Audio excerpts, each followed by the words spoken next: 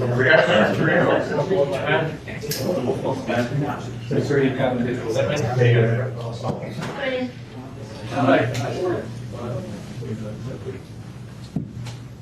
morning. Thanks so much for joining us, match day -1 at St George's Park. We'll structure this in a couple of different ways. We'll take questions from the room, and then we do have a number of German media joining us virtually, so we'll take some questions at the end from our friends from Germany. But Anton, we'll begin with you. Morning both, nice to see you. Look, obviously we saw training on Tuesday, various players at various sort of stages of their sort of recovery. I'm just wondering how the squad is going into this game. The squad is good. We have 2 players that are not available for tomorrow. That's Fran. So we'll be, she has been assessed. She's not ready for Friday. We're trying to get her ready for Tuesday. And Lotte's doing really well. She's fully in training, but that has to do with the concussion protocol. With Fran, obviously it's not the first time you've been in this position. How disappointed are you for her, and sort of how many minutes for England does she need to kind of, because there's so much competition in that midfield position? Yeah. First of all, of course, she wants to be available so badly, and she moved clubs. She has played four games now in a row, and then unfortunately now she has it's not a big injury, but she will not be available for tomorrow. Yes, she needs minutes. Yes, she needs to show, but we're here now, and hopefully she gets fit quick and she starts playing again, and then the competition's all on. Talk about the competition. You've spoken previously about you want nice headaches when it comes to, selecting your first 11. Is one of the biggest headaches the person sitting to your right and trying to figure out whether picking 2 centre-backs from when you've got so many in good form, especially Millie and Alex? Yeah, that is absolutely a headache. Because they're really good and really competing for minutes. But yes, that's absolutely the headaches I want to have. And it's a hard decision to make. Leah, how's that being in such competition for the place in the starting 11 at the moment? I think it's been that way since I've been in the England squad. I was once really much on the outside, trying to provide that to the people in front of me and trying to push them, whilst also trying to catch up and get on the pitch. And I don't think that's ever changed. I think we've always had a very strong unit at England, and I think it's fair to say that that's probably why our output has been successful over the last couple of years, because of how much competition there is. They just want to ask, sort of personally, individually, collectively, how difficult the start of the season has been. It's been a different start of the season. We've obviously been at club for a long time. Normally we'd have an international window before this, so it's been different in that sense of being there for so long and being in one place. We're not used to that, but I think results tell a story. But I think the work that I've seen going on, especially from my club, I can only speak for that. I think you can see again that the level of the whole world of football's gone up, and everyone's enjoying that challenge, and things change every year. But this is a Euros year now, and everyone's focused on. Everyone will have a plan for the weekend and a plan for the next year, and I think you'll see that sort of iron out over the next couple of months. I know you're talking from an England perspective, but obviously it's been exceptionally well. It must have been difficult at Arsenal this season, considering obviously form, and obviously with the Lionesses leaving as well. So just what's that been like, sort of as an Arsenal player? Yes, I'm a footballer. Our job is to win games, and that hasn't happened so smoothly. Like I said, results tell a story. Performance is another thing that you can actually change and affect on a day-to-day basis. And to be honest, I'm happy to be here in a different environment. I think sometimes that comes at the right time. And since I've been here, I've had no contact with club, and it is quite easy to separate in that regard. How much are you looking forward to, in that case, just getting some minutes in a different environment, potentially, with England this time around? Yeah. Well, that's the playing for your country. Everyone plays for a club so they can play for the country. So to be here in this environment is refreshing, obviously. It would be natural for that to be the case at this time. And playing with this team, everyone knows how much we all love it. I think you see that every day from us. So, yeah, I'm no different to that. Thanks, Anton. We'll go across to Emma. Morning, both. Morning. Yeah, Sarina, just to start with you, obviously this is a repeat of the Euro 2022 final. I can imagine that brings back lots of nice memories for you. Yes, of course. We always cherish that. That was one of the biggest moments in my career, in my life. But now is now. We're moving forward. This is a total different team. We are with a different team because we moved on too. And it's the start into the next Euros next summer. Yeah, and just looking back at those differences between the last time you met, have you kicked on as much as you would have liked? And do you think, obviously the level of football around Europe has gone up, but do you think you've gone up with it at the rate that you would have liked to? From 22 to now? Well, you always want to go faster. But I think the game increased, the level of the league increased, international leagues increased, and also international country football increased, developed. So that's what we want, which means that we have to develop too. And there's also some transition in the team, younger players coming in, more experienced players, trying to help the youngest players so we can all at the same page. We just know where we want to be on the 2nd of July. And the first start now after qualifying in July is tomorrow evening. Otherwise we're too early. Yeah. Leah, hiya. Just to sort of draw on what you were saying to Anton there about obviously what's gone on at Arsenal. Like you say, you're in a new environment now, but how much does kind of the roller coaster of emotions that you go through at club affect when you then come into the international break and you might be not maybe as full of confidence as you might have previously been when you've been obviously having success at club? No difference in the confidence levels. I think, again, I can speak, I'm in that environment. The picture that we paint of a situation is potentially different to the roller coaster that you speak of. So we're all footballers. We've all been through many, many different scenarios, and now we're here with England, which is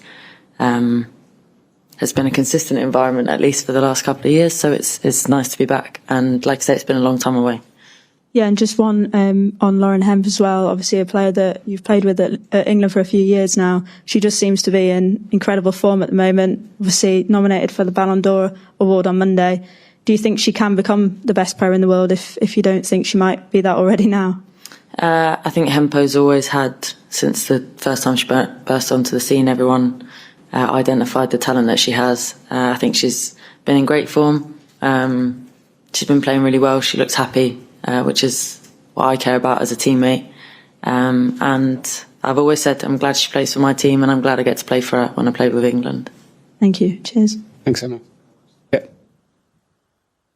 Hi, Sarina. Hi, Leah. Sarina, we've talked quite a lot about how these friendlies gives you a chance to experiment and maybe try some new things, but how important is it to experiment in this game specifically, in the sense that it's against a world-class opponent, a rival for the Euros, and in a massive stadium? Just how important is it to use those characteristics to experiment within that?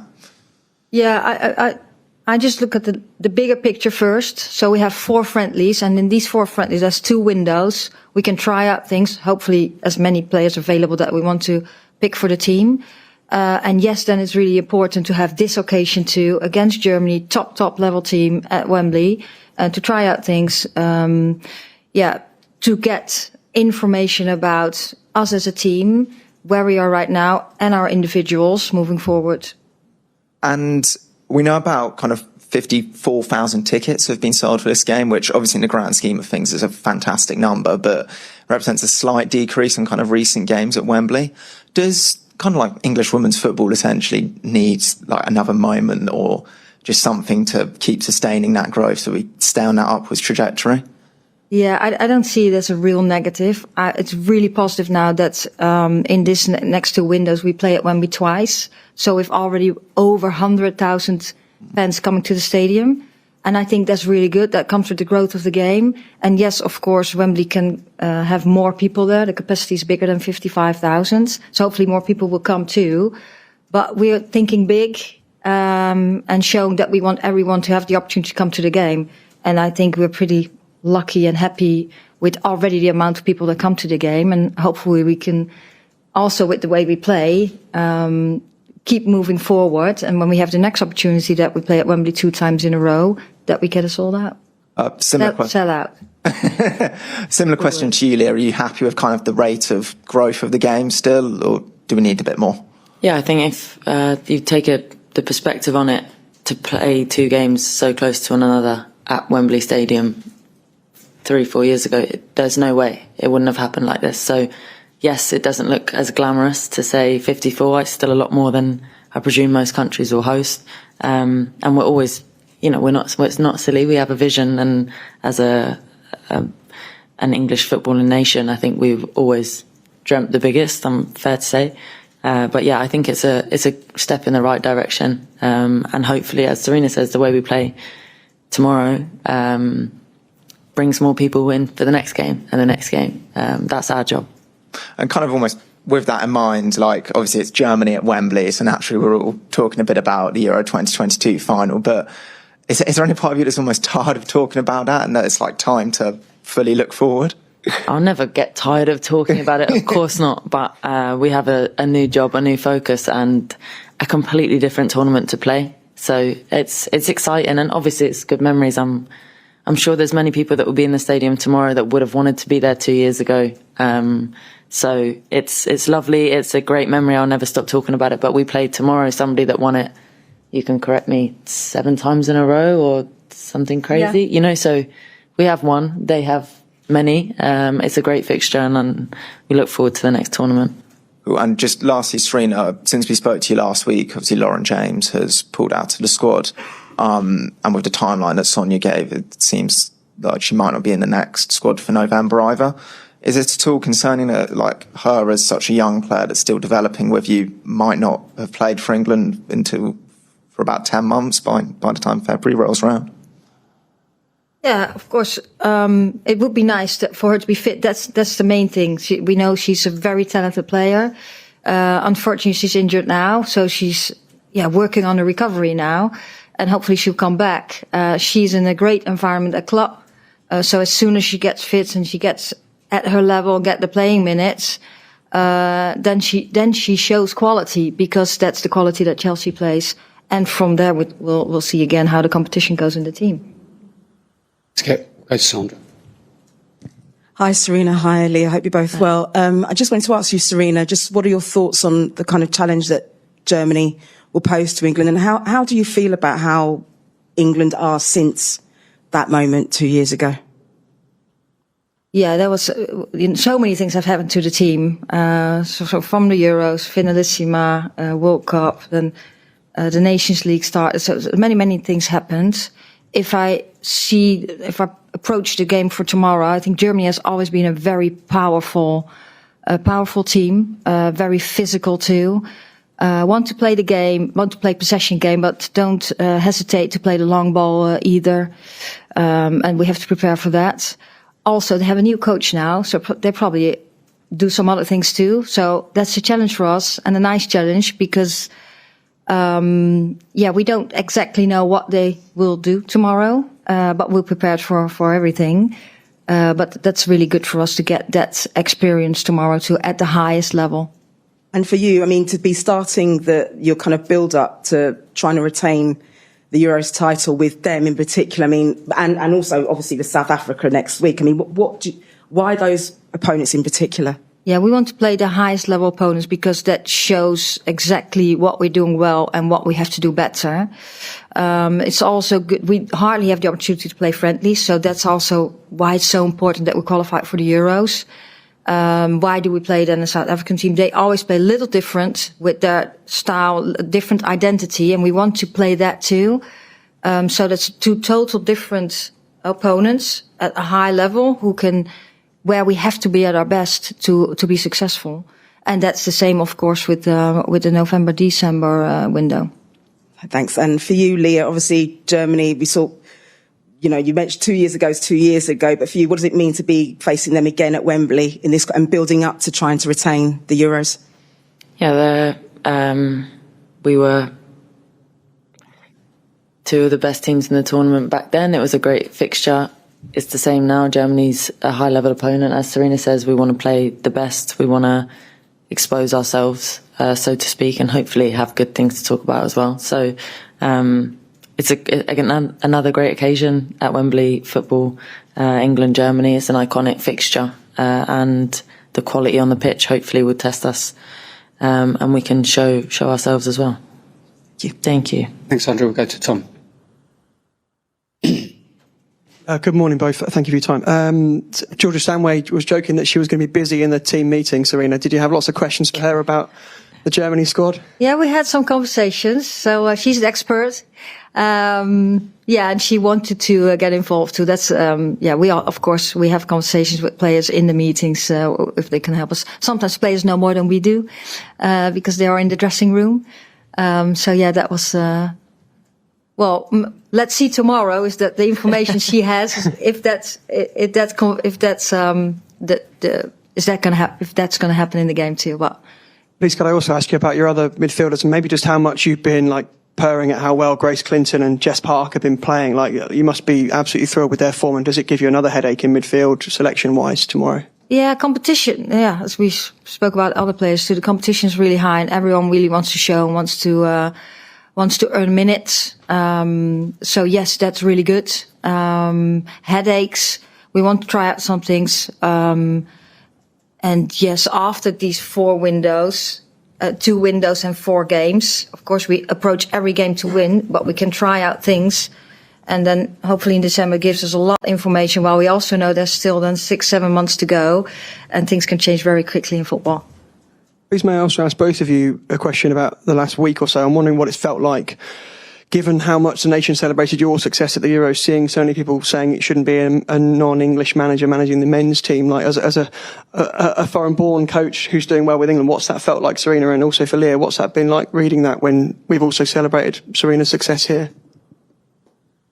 I think firstly you can't pick and choose when it suits us just based on a result. Obviously we've had great times with Sarina. I think she's an honorary Brit now anyway, right? Still learning the yeah, the slang, she's not quite up to scratch. But I think England teams want to win and the best coach will always be appointed. But I know that there is so much, as we're across all the plans of the FA and the women's game especially. There's so many opportunities. I can't speak for the men's game for English coaches, and more opportunities are coming up. So it's not really my place to speak on managers, but I know that we've all been very happy with Sarina. You want an answer from me? Yeah, I just wonder what it's felt like for you. I'm just really happy that I was appointed, and I'll give my everything. And I'm totally convinced that's what Thomas Tuchel is going to do too. He's very committed. He has shown how good a coach he is, and I hope he will bring success for England. Thank you both very much. Good luck. Thanks, Tom. We'll take a few questions online from our friends from Germany. If you do have a question, please raise your virtual hand and introduce yourself with your name and the outlet you work for. If there are any questions, please raise them now. Very quiet, so we can take a final couple of questions from the room.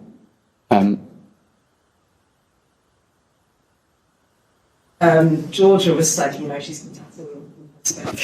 Yeah. She was just saying that if all goes according you win, that she likes to have a queue of players outside her door waiting to get attacked on. So would you get attacked on if you're able to? I'd say I know Georgia probably one of the best in the squad, and I still don't know if I'd let her do it to me. But I have seen her work and it's pretty impressive. So who knows?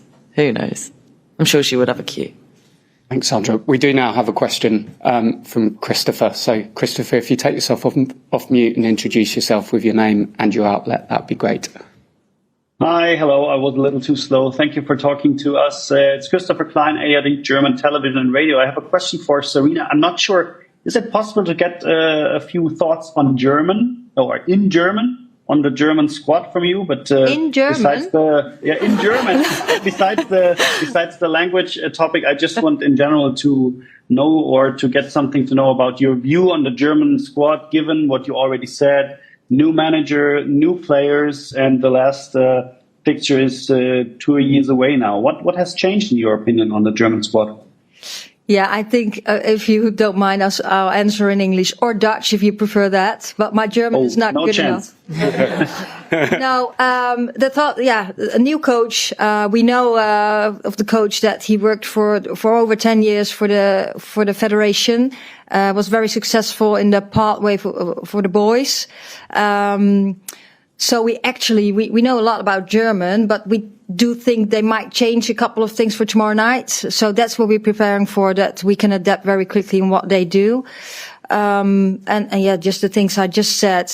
Germany has always been a very powerful team, very physical, high levels, want to play possession game, but don't hesitate to play the long ball too, with players that have dribble really fast.